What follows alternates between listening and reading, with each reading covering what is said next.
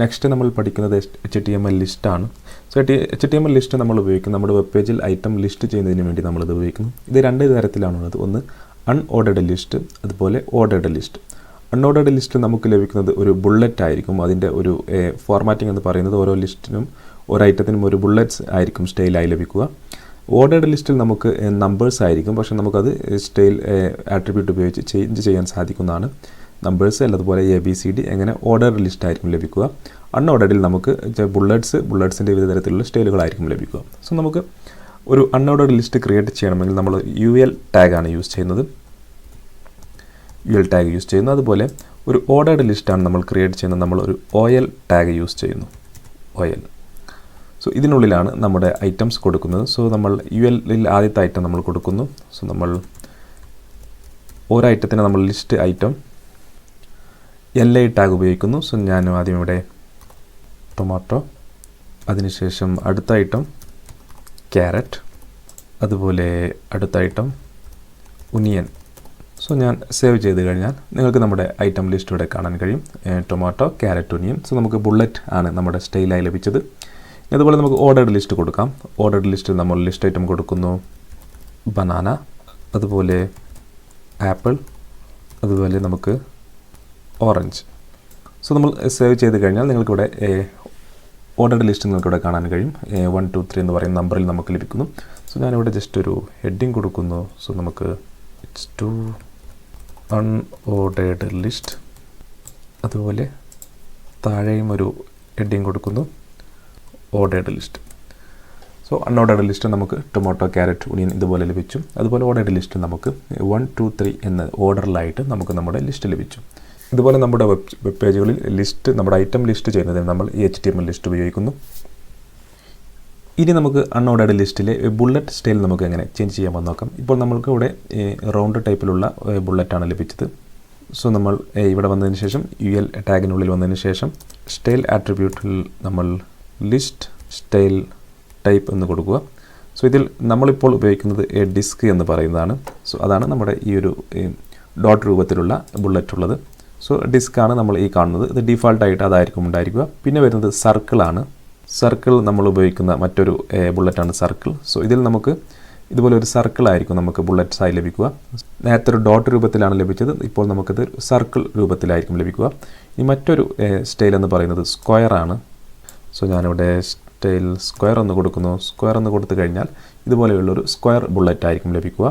അതുപോലെ നമുക്ക് ഒന്നും വേണ്ടെങ്കിൽ നമുക്ക് നൺ എന്ന് കൊടുത്തു കഴിഞ്ഞാൽ നമുക്ക് ഇതുപോലെ യാതൊരു വിധ സ്റ്റൈലും ഉണ്ടായിരിക്കുന്നതല്ല. സോ ഇത്തരത്തിൽ നമുക്ക് വിവിധ തരത്തിൽ നമ്മുടെ ഈ ബുള്ളറ്റ് സ്റ്റൈൽ കൊടുക്കാൻ സാധിക്കുന്നതാണ്. അതുപോലെ നമുക്ക് ഓർഡേർഡ് ലിസ്റ്റിലോട്ട് വരാം. ഓർഡേർഡ് ലിസ്റ്റിൽ നമുക്ക് 1 2 3 മാറ്റി വിവിധ തരത്തിൽ കൊടുക്കാൻ സാധിക്കുന്നതാണ്.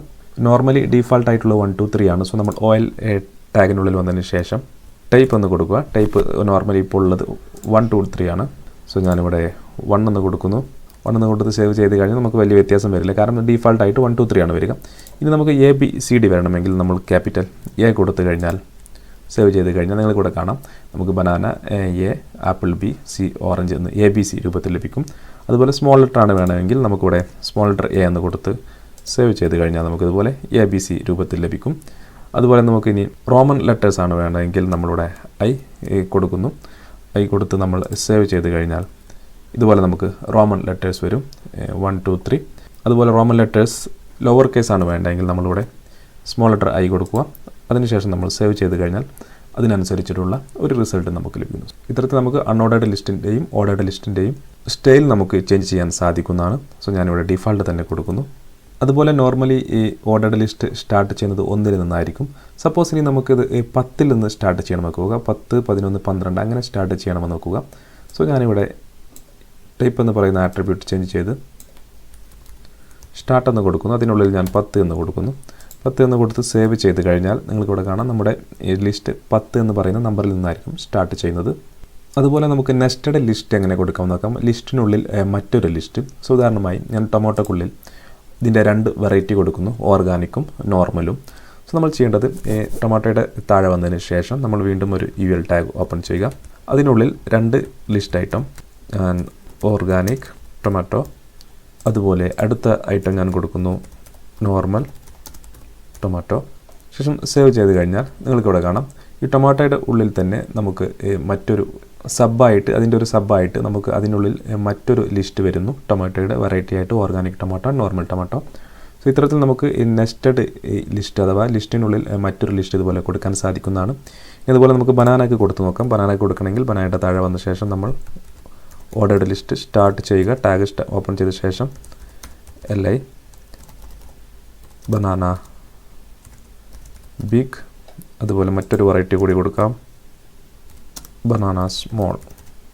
സോ സേവ് ചെയ്ത് കഴിഞ്ഞാൽ നിങ്ങൾക്കിവിടെ കാണാം ബനാനയുടെ സബ്ബായിട്ട് നമുക്ക് ബനാന ബിഗ്, ബനാന സ്മോൾ എന്ന് പറയുന്ന ലിസ്റ്റ് ലഭിച്ചു. ഇത്തരത്തിൽ നമുക്ക് ലിസ്റ്റിനുള്ളിൽ മറ്റൊരു ലിസ്റ്റ് ഇതുപോലെ നെസ്റ്റഡ് ലിസ്റ്റായി നമുക്ക് കൊടുക്കാൻ സാധിക്കുന്നതാണ്. അതുപോലെ നമുക്ക് നമ്മുടെ വെബ്സൈറ്റിലെ നാവിഗേഷൻ മെനൂസ് ക്രിയേറ്റ് ചെയ്യുന്നത് നമുക്ക് ഈ ലിസ്റ്റ് ഉപയോഗിക്കാം. സോ ലിസ്റ്റ് ഉപയോഗിച്ച് നമ്മൾ കുറച്ച് CSS സ്റ്റൈൽ അപ്ലൈ ചെയ്ത് കഴിഞ്ഞാൽ നമുക്ക് നമ്മുടെ വെബ്സൈറ്റിൽ ഒരു നാവിഗേഷൻ മെനു നമുക്ക് ലഭിക്കുന്നതായിരിക്കും. സോ അതെങ്ങനെയാണെന്ന് നോക്കാം. സോ ഞാനിവിടെ ഒരു അൺഓർഡേർഡ് ലിസ്റ്റ് ക്രിയേറ്റ് ചെയ്തിട്ടുണ്ട്. സാധാരണ നമ്മുടെ ഏതൊരു വെബ്സൈറ്റിലും കോമൺ വെബ്സൈറ്റിലും ഉണ്ടായിരിക്കേണ്ട കുറച്ച് menus, home, about us, services, contact us എന്നുള്ള 4 മെനൂസ് ഞാൻ ക്രിയേറ്റ് ചെയ്തിട്ടുണ്ട്. സോ നമുക്ക് ഇനി ഇത് വെബ്സൈറ്റിൽ കാണുന്ന പോലെ ഇങ്ങനെ ഹൊറിസോണ്ടലായി വേണം. സോ നമുക്കിനി സ്റ്റൈൽസ് അപ്ലൈ ചെയ്യാം. സോ നമുക്കൊരു മെനു ആയിട്ട് ഇത് ലഭിക്കേണ്ടതുണ്ട്, ഒരു നാവിഗേഷൻ മെനു ആയിട്ട് നമുക്ക് ലഭിക്കേണ്ടതുണ്ട്.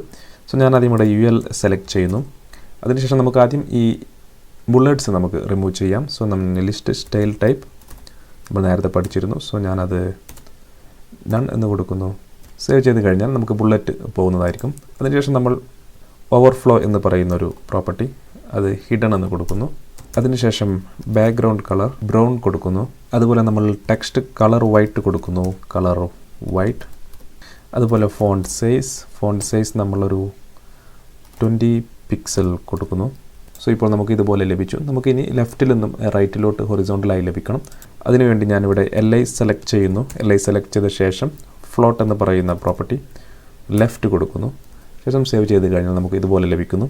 ശേഷം നമുക്ക് ഇവ തമ്മിൽ കുറച്ച് ഡിസ്റ്റൻസ് ആവശ്യമുണ്ട്. അതിന് ഞാൻ പാഡിംഗ് എന്ന് പറയുന്ന ഒരു പ്രോപ്പർട്ടി, പാഡിംഗ് ഞാൻ ഏകദേശം ഒരു 15 പിക്സൽ കൊടുക്കുന്നു.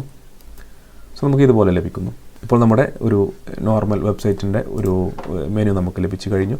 ഇനി നമുക്കിതിൽ ചെറിയൊരു സ്റ്റൈൽ കൂടി കൊടുക്കാം. നമ്മൾ മൗസ് ഇതിന് മുകളിൽ കൊണ്ടുവരുമ്പോൾ നമുക്ക് ഏതിന് മുകളിലാണെന്ന് ചെറിയൊരു കളർ വ്യത്യാസം ഇവിടെ വരണം. സോ അതിനുവേണ്ടി ഞാനിവിടെ LI ഹോവർ സെലക്ട് ചെയ്യുന്നു. സോ ഹോവർ സെലക്ട് ചെയ്ത് കഴിഞ്ഞ് അതിനുള്ളിൽ നമ്മൾ കളർ കൊടുത്തു കഴിഞ്ഞാൽ നമ്മൾ മൗസ് ഇവിടെ കൊണ്ടുവന്നു കഴിഞ്ഞാൽ ആ ഒരു കളർ നമുക്ക് ലഭിക്കുന്നതാണ്. സോ ഞാൻ ബാക്ക്ഗ്രൗണ്ട് കളർ അത് നമ്മൾ മൗസ് ഇവിടെ കൊണ്ടുവരുമ്പോൾ നമുക്കൊരു ബ്ലൂ കളർ ലഭിക്കണമെന്ന് നോക്കുക. സോ ഞാനിവിടെ ബ്ലൂ കൊടുക്കുന്നു. ശേഷം നമുക്ക് സേവ് ചെയ്യാം. സേവ് ചെയ്ത് കഴിഞ്ഞ് ഞാനിവിടെ മൗസ് ഇതുപോലെ കൊണ്ടുവരുമ്പോൾ നിങ്ങൾക്കിവിടെ കാണാം നമുക്ക് ബ്ലൂ കളർ ലഭിക്കുന്നു. സോ ഇത്തരത്തിൽ ഇതൊരു ബേസിക് മെനു ആണ്. സോ നമ്മൾ വളരെ ഡീറ്റെയിലായി CSSൽ നമ്മൾ പഠിക്കുന്നതാണ്. സോ ഇതുപോലെ നമുക്ക് മെനൂസ് ക്രിയേറ്റ് ചെയ്യുന്നതിനും നാവിഗേഷൻ മെനൂസ് ക്രിയേറ്റ് ചെയ്യുന്നതിനും നമുക്ക് ലിസ്റ്റ് ഉപയോഗിക്കാൻ സാധിക്കുന്നതാണ്.